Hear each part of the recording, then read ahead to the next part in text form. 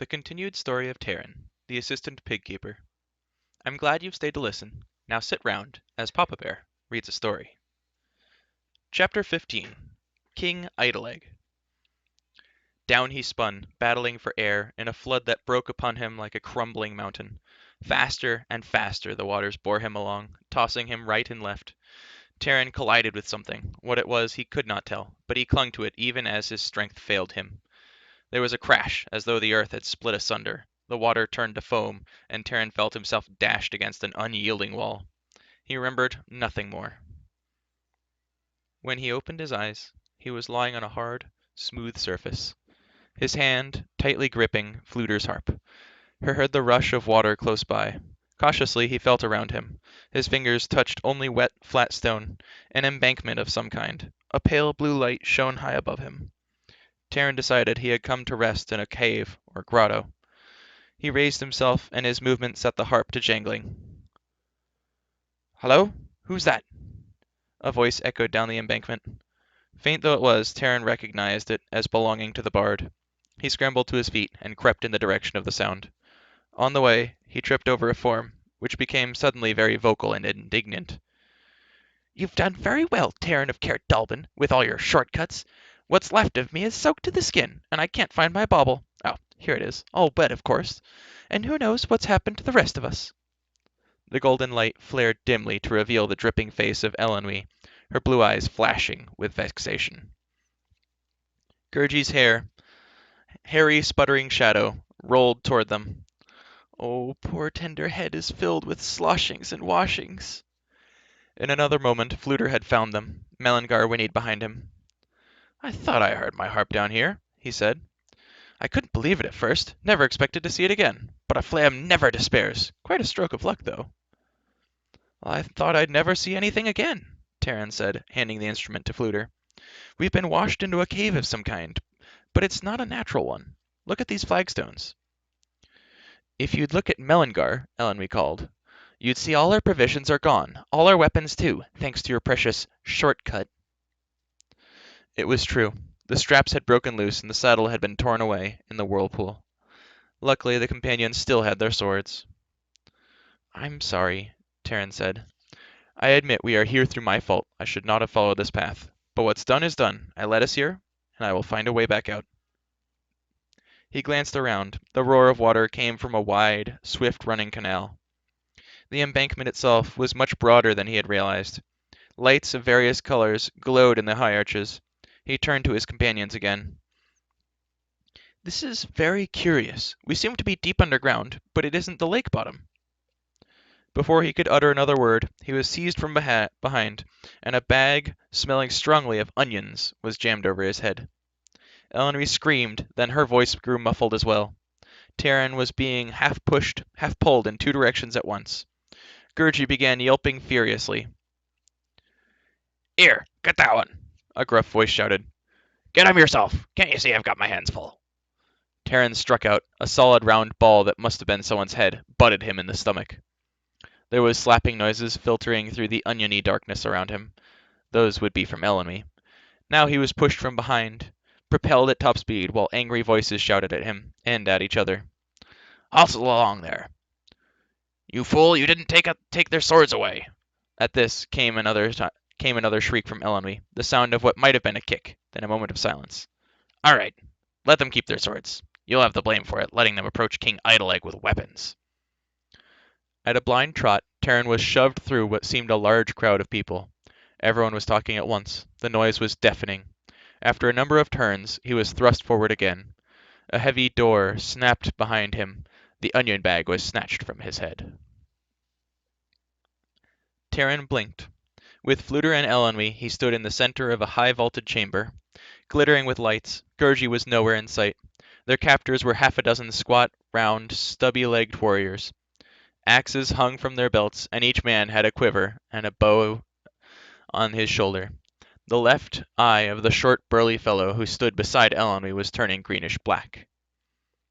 Before them, at a long stone table, a dwarfish figure with a bristling yellow beard glared at the warriors. He wore a robe of garish red and green. Rings sparkled on his plump fingers. "What's this?" he shouted. Who are these people? Didn't I give orders not to be disturbed? But, Majesty, began one of the warriors, shifting uneasily, we caught them. Must you bother me with details? King Idolieg cried, clasping his forehead. You'll ruin me. You'll be the death of me. Out! Out! No, not the prisoners, you idiots! Shaking his head, sighing and sputtering, the king collapsed onto a throne carved from rock. The guards scurried away. King Idolieg shot a furious glance at Terran and his companions. Now then, out with it. What do you want? You might as well know ahead of time. You shan't have it. Sire, Terran began, we ask no more than safe passage through your realm. The four of us. There's only 3 of you, King Idolieg snapped. Can't you count? One of my companions is missing, Terran said regretfully. He had hoped Gurgi would have overcome his fear, but he could not blame the creature for running off after his ordeal in the whirlpool. I beg your servants to help us find him. Then, too, our provisions and weapons have been lost. That's clotted nonsense, shouted the king. Don't lie to me, I can't stand it. He pulled an orange kerchief from his sleeve, mopped his forehead. Why did you come here?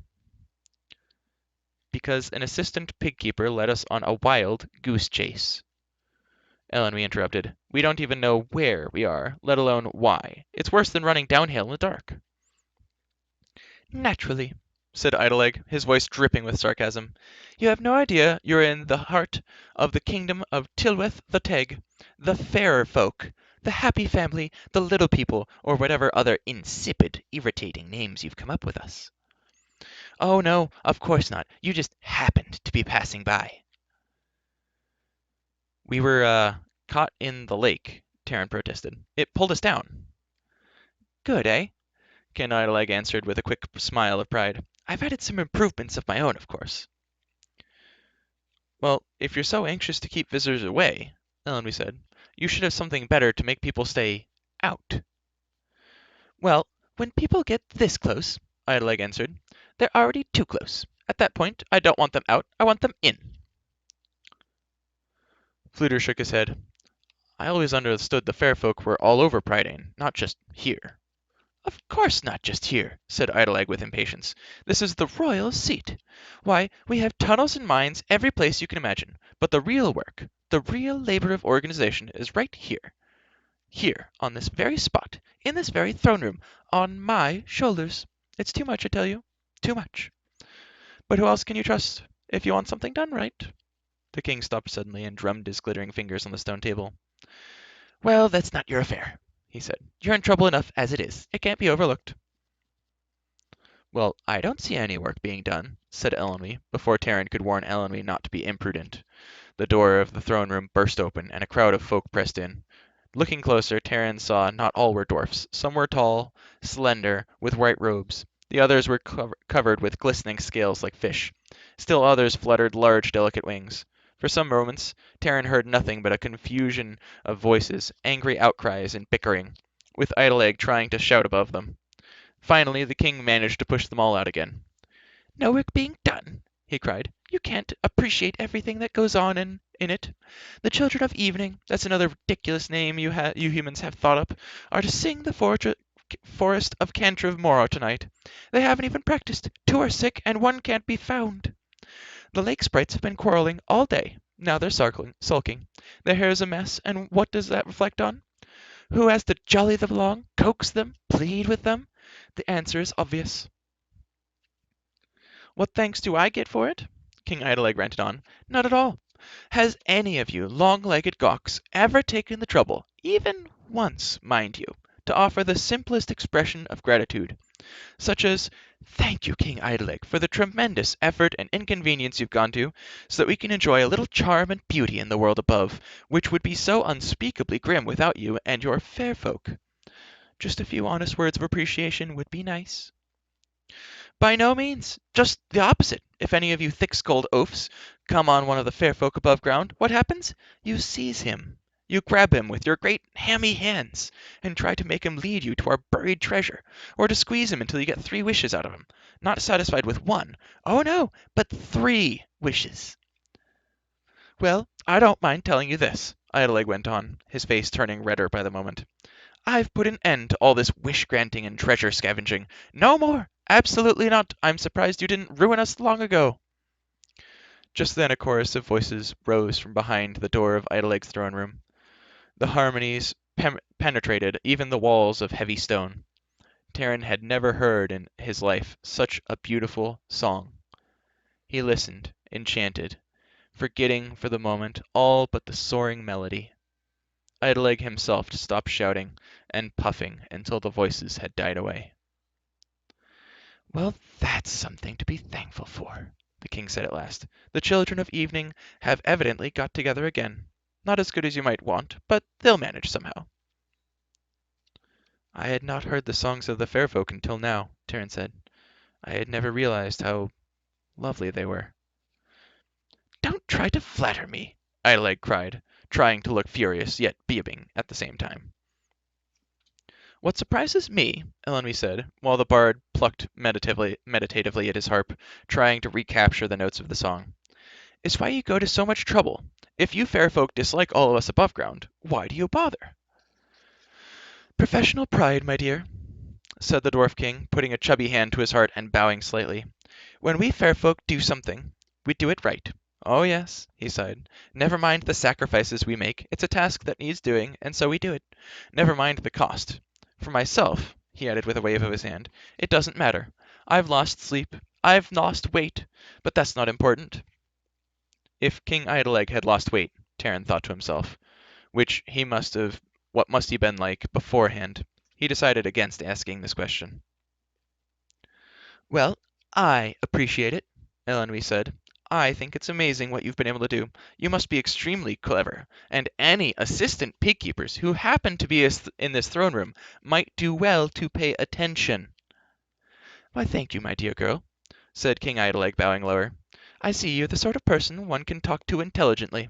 It's unheard of for one of you big shambling louts to have any kind of insight into these matters, but you at least seem to understand the problems we face." "Sire," interrupted Terran, "we understand your time is precious. Let us disturb you no more. Give us safe conduct to Cairdathel." "What?" shouted Idleleg. "Leave here? Impossible! Unheard of! You're with the fair folk, my good lad, so you stay. And no mistake about it. Oh, I suppose I could stretch the point, for the sake of the young lady, and let you off easily, only put you to sleep for 50 years, or turn you all into bats. But that would be a pure favor, mind you." "Our task is urgent," Terran cried. "Even now we have delayed too long." "Well, that's your concern, not mine," Idleleg shrugged. "Then we shall make our own way," Terran shouted, drawing his sword. Fluter's blade leaped out, and the bard stood with Terran, ready to fight. "More clotted nonsense," King Idleleg said, looking contemptuously at the swords pointed towards him. He shook his fingers at them. "There and there. Now you might try to move your arms." Terran strained every muscle. His body felt like it had been turned to stone. "Now, put your swords away, and let's talk this over calmly," said the Dwarf King, gesturing again. "If you give me any decent reason why I should let you go, I might think it over and answer you promptly, say in a year or two." There could be no use, Terran saw, in concealing the reasons for his journey. He explained to Idleleg what had befallen them. The Dwarf King ceased his blustering at the mention of Auron, but when Terran had finished, King Idleleg shook his head. "This is a conflict for you great gawks must attend to yourselves. The fair folk owe you no allegiance," he said angrily. "Prydain belonged to us before the race of men came. You all drove us underground. You plundered our mines. You blundering clodpoles. You stole our treasures, and you keep on stealing them. You clumsy oafs." "Sire," Terran answered, "I can speak for no man but myself. I have never robbed you, and I have no wish to. My task means more to me than your treasures. If there is ill will between the fair folk and the race of men, then it is a matter to be solved between them. But if the Horned King triumphs, and if the shadow of Anuvan falls in the land above you, Oron's hand will reach for your deepest caverns." "For an assistant pig keeper," King Idleleg said, "you're reasonably eloquent, but the fair folk will worry about Auron when the time comes." "The time has come," Terran said. "I only hope it has not passed." "Well, I don't think you really know what's going on above ground," Eleni suddenly exclaimed. "You talk about charm and beauty and sacrificing yourself to make beautiful things pleasant for people. I don't believe you care a bit about that. You're too conceited and stubborn and selfish. Conceited! Shouted Idolieg, his eyes popping. Selfish! You won't find anyone more kind-hearted and generous. How dare you say that? What do you want? My life's blood? With that, he tore off his cloak and threw it in the air, pulled the rings from his fingers, and tossed them in every direction. Go ahead, take it all. Leave me ruined. What else do you want? My whole kingdom? Do you want to leave? Go, by all means, the sooner the better. Stubborn, I'm too soft. It will be the death of me, but little you care. At that moment, the door of the throne room burst open again. Two dwarf warriors clung frantically to Gurgi, who swung them about as if they were rabbits. Joyous meetings! Faithful Gurgi is back with mighty heroes. This time valiant Gurgi did not run. Oh no! Brave Gurgi fought with great whackings and smackings. He triumphed, but then mighty lords are carried away. Clever Gurgi goes seekings and peekings to save them. Yes, yes, and he finds them. But that is not all. Oh, faithful, honest, fearless Gurgi finds more. Surprises and delights. Oh, joy! Gurgi was so excited that he began dancing on one foot, spinning around and clapping his hands. Mighty warriors go to seek a piggy. It is clever, wise Gurgi who finds her. Hen Wen? Cried Terran. Where is she? Here, mighty lord, Gurgi shouted. The piggy is here. Chapter 16. Doli. Terran turned accusingly to King Idolieg. You said nothing of Hen Wen. Well, you didn't ask me, said Idolieg. That's sharp practice, Fluter muttered, even for a king. It's worse than a lie, Terran said angrily. You'd have let us go our way and we'd never have known what happened to her. You should be ashamed of yourself, Elenwy said, shaking her finger at the king, who appeared most embarrassed at being found out. It's like looking the other way when someone's about to walk into a hole. Well, finders keepers, the dwarf king snapped. A troop of the fair folk came on her near Avern Banks. She was running through a ravine, and I'll tell you something you don't know. Half a dozen warriors were after her, the hunchmen of the Horned King. The troop took care of those warriors. We have our own way of dealing with those clumsy lummoxes. And they brought your pig here, underground, most of the way. No wonder Gwydion couldn't find any tracks, Terran murmured to himself. The fair folk rescued her, Idolieg angrily continued, turning bright red. And there's another fine example. Do I get a word of thanks? Naturally not. But I do get called disagreeable names and have nasty thoughts thrown at me. Oh, I can see it in your faces. Idolieg's a thief. Idolieg's a wretch. That's what you're saying to yourself. Well, just for that, you shan't have her back, and you'll stay here, all of you, until I feel like letting you go. Elenwy gasped with indignation. If you do that, she cried, you are a thief and a wretch. You gave me your word. The fair folk don't go back on their word. Well, there was no mention of a pig. No mention at all. Idolieg clapped his hands over his paunch and snapped his mouth shut. No, Terran said, there was not. But there is a question of honesty and honor. Idolieg blinked and looked sideways. He took out his orange kerchief and mopped his brow again. Honor. Yes, I was afraid you'd come to that. True, the fair folk never break their word. Well, he said, that's the price for being open-hearted and generous. So be it. You shall have your pigs. We shall need our weapons replaced from those that we lost in your whirlpool. What? Screamed Idolieg. Are you trying to ruin me? And crunchings and munchings, piped up Gurgi. Terran nodded. Provisions as well. This is going too far, Idolieg shouted. You're bleeding me to death. Weapons, food, pigs. And we beg for a guide who will show us the way to Caradethel. At this, Idolieg nearly exploded. When finally he calmed down, he nodded reluctantly. I shall lend you Doli, he said. He is the only one I can spare. He clapped his hands and gave orders to the armed dwarves, then turned to the companions. Off with you now, before I change my mind.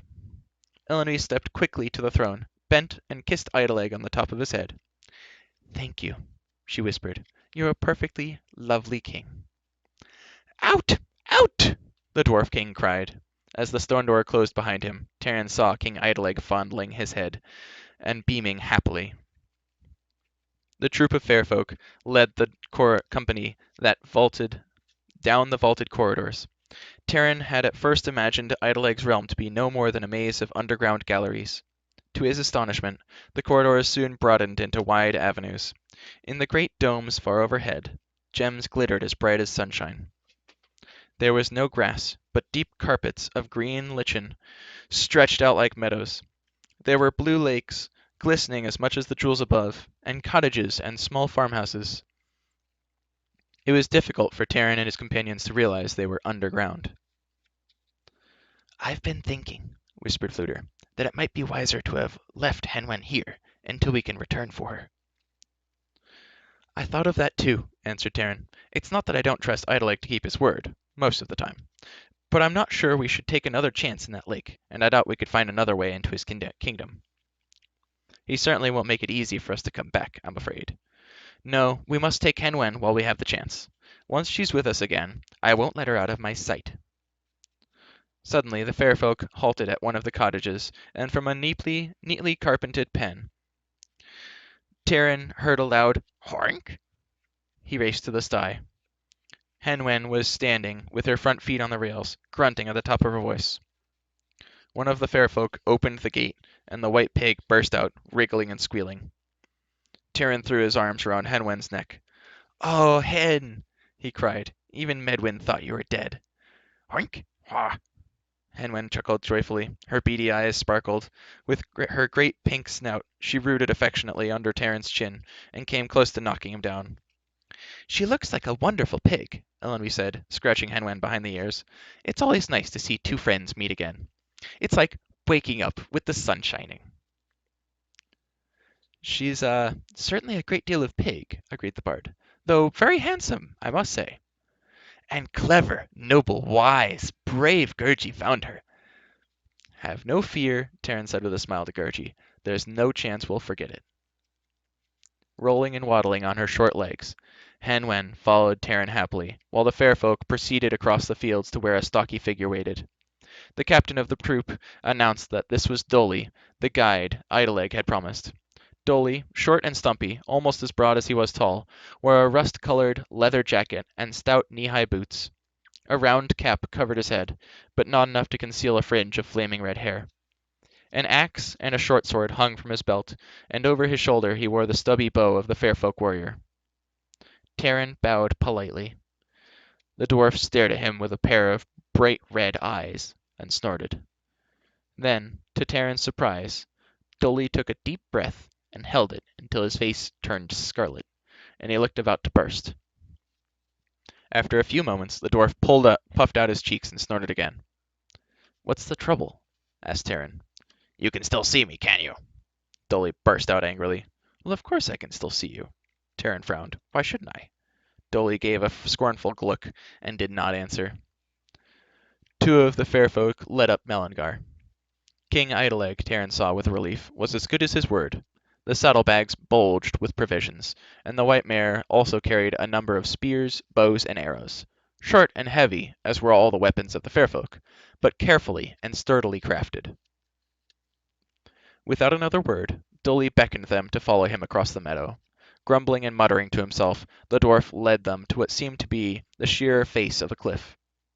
Only after he had reached it did Terran see long flights of steps carved into the living rock. Doli jerked his head toward the stairway, and they began to climb. This passageway of the fair folk was steeper than any of the mountains they had crossed. Melangar strained forward, wheezing and gasping. Hen Wen pulled herself up each step. The stairway turned and twisted at one point. The darkness was such that the companions lost sight of each other. After a time, the steps broke off, and the group trod a narrow pathway of hard-packed stones. Sheets of white light rippled ahead, and the travelers found themselves behind a high waterfall. One after the other, they leaped the glistening rocks, splashing through a foaming stream, and at last emerged into the cold air of the hills. Doli squinted up at the sun. "Not much daylight left," he muttered, more gruffly than King Idolieg himself. "Don't think I'm going to walk my legs off all night either. Don't ask for this work, you know. Got picked for it, guiding a crew of what? an assistant pig keeper, a yellow-haired idiot with a harp, a girl with a sword, a shaggy what is it? Not to mention the livestock. All you can hope is you don't run into a real warband. They'd do for you. They would. There's not one of you looks like you could handle a blade. Humph. This was the most Doli had spoken since they had left Idoleg's realm, and despite the dwarf's uncomplimentary opinions, Terran hoped he would finally come around to being civil. Doli, however, had said all he intended to say for a while. Later, when Terran ventured to speak to him, the dwarf turned angrily away and started holding his breath again. "For goodness sake," Elenby cried, "I wish you'd stop that. It makes me feel as if I'd drunk too much water just watching you." It still doesn't work, Doli growled. "Whatever are you trying to do?" Terran asked. Even Hen Wen stared curiously at the dwarf. What does it look like? Doli answered. I'm trying to make myself invisible. That's an odd thing to attempt, remarked Fluter. I'm supposed to be invisible, snapped Doli. My whole family can do it, just like that, like blowing out a candle. But not me. No wonder they all laugh at me. No wonder Idolieg sends me out with a pack of fools. If there's anything nasty or disagreeable to be done, it's always find good old Doli. If there's gems to be cut, or blades to be redecorated, or arrows to be footed, that's the job for good old Doli. The dwarf held his breath again, this time so long that his face turned blue and his ears trembled. "I think you're getting it now," said the bard, with an encouraging smile. "I can't see you at all." No sooner had this remark passed his lips than a harp string snapped sharply in two.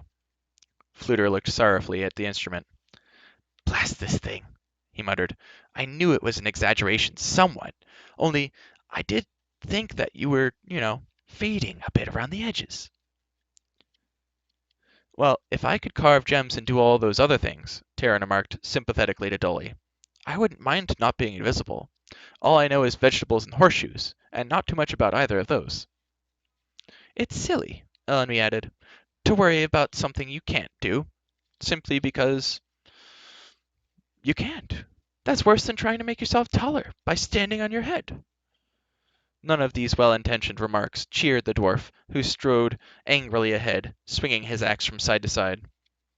Despite his bad temper, Doli was an excellent guide, Terran realized. Most of the time, the dwarf said little beyond his usual grunts and snorts, making no attempt to explain the path he followed, or to suggest how long it would take the companions to reach Cairdathel.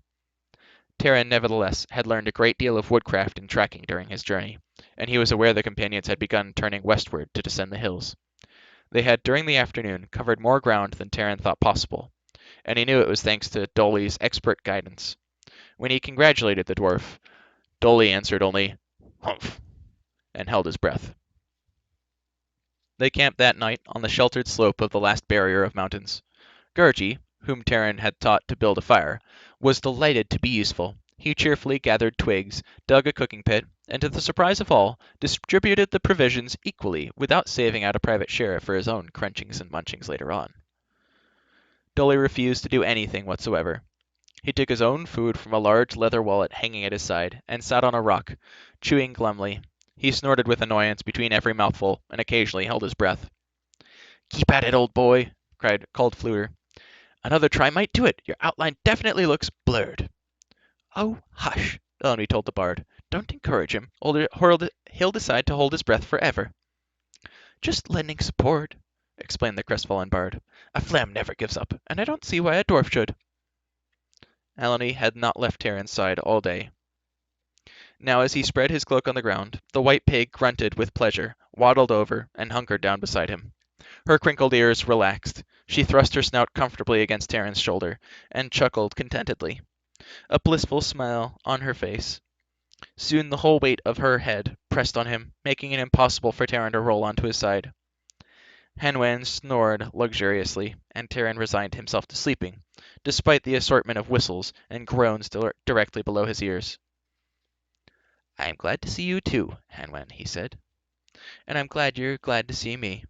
But I wish you wouldn't be so loud about it." Next morning, they turned their backs on the Eagle Mountains and began heading for what Terran hoped would be Cairdathel. As the trees rose more densely around them, Terran turned for a last glimpse of the Eagle itself, tall and serene in the distance. He was grateful their path had not yet led them over it, but in his heart He hoped one day to return and climb its towers of sun-flecked ice and black stone. Until this journey he had never seen mountains, but now he understood why Gwydion had spoken longingly of Caerdathel. His thoughts led Taran to wonder again what else Gwydion had expected to learn from Hen Wen. When they halted, he spoke to Fflewddur about it. "Well, there may be someone at Caerdathel who can understand her," Taran said. "But if we could only get her to prophesy now, she might tell us something important." The bard agreed, however. As Taran had pointed out, they had no letter sticks. "I could try a new spell," offered Elenwy. "Akron taught me some others, but I don't know if they'd be any use. They haven't anything to do with oracular pigs. I do know a wonderful one for summoning toads. Akron was about to teach me the spell for opening locks, but I don't suppose I'll ever learn it now. Even so, locks don't have much to do with pigs either." Elenwy knelt beside Hen Wen and whispered rapidly. Hen Wen seemed to listen politely for a while, grinning broadly, wheezing and snuffling. She gave no sign of understanding a word of what the girl was saying, and at last with a joyful "Hoink!" she broke away and ran to Taran, wriggling gleefully. "It's no use," Taran said, "and there's no sense in losing time. I hope they have letter sticks in Caerdathel, though I doubt it, whatever Dolben has. It seems to be the only one of its kind in all Prydain." They resumed their march. Gurgi, now official cook and firemaker, strode boldly behind the dwarf. Doli led the companions through a clearing and past a line of alders. A few moments later the dwarf halted and cocked his head. Taran heard the sound too, a faint, high-pitched shrieking. It seemed to come from a twisted thorn bush. Drawing his sword, Taran hurried past the dwarf. At first he could see nothing in the dark tangle. He drew closer, then stopped abruptly. It was a Gwythaint. This concludes Chapter 16 of Taran's Adventures. Thank you for listening, and remember, have a good day. You deserve it.